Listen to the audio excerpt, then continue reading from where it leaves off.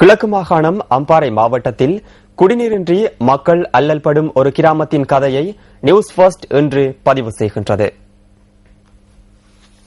நீர் மனித வாழ்வுக்கு அவசியமானது. குடிநீரின்றி ஒரு கிராமத்தின் மக்கள் அல்லல்படும் காட்சிகளே இவை. பொத்துவில் பிரதேச செயலாளர் பிரிவில் உள்ள கலுகொல்ல கிராம மக்களை குடிநீரின்றி பல்வேறு அசௌகரியங்களுக்கு முகம் கொடுத்து வருகின்றனர். சுனாமியினால் பாதிக்கப்பட்ட மக்களுக்காக 2007ஆம் ஆண்டில் கலுகொல்ல கிராமம் உருவாக்கப்பட்டது.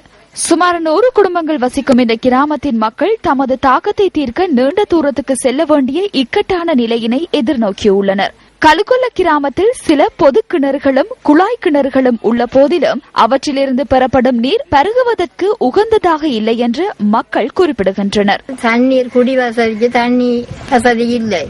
சில இடங்களில் அடிவைப்பு அடித்திருக்கிறார்கள். அது சிலது உடைந்து விட்டது, சிலது உப்பாக இருக்குது. இந்த கிராமத்தில் குடியேற்றப்பட்டதிலிருந்து கடந்த 7 வருடங்களாக இந்த மக்கள் குடிநீரை பெற்றுக் கொள்வதில் பெரும் அசௌகரியங்களுக்கு முகம் கொடுத்து வருகின்றனர்.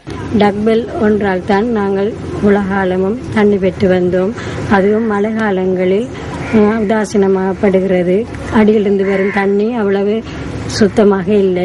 வாரத்துக்கு 2 முறை நீர் வழங்கல் அதிகார சபை நீரை வழங்கிய போதும் அவை தமக்கு போதுமானதாக இல்லை என்று இக்கிராம மக்கள் குறிப்பிடுகின்றனர். அந்த டைமுக்கு அந்த தண்ணி எடுக்காம விட்டாங்களுக்கு தண்ணி இல்ல. ஏதோ பிள்ளைகள் வீட்டை வந்த ஒரு பிள்ளைகளை விட்டுட்டு நம்ம போய் தண்ணி எடுப்பு வந்தா வெறும் இதா இருக்கும்.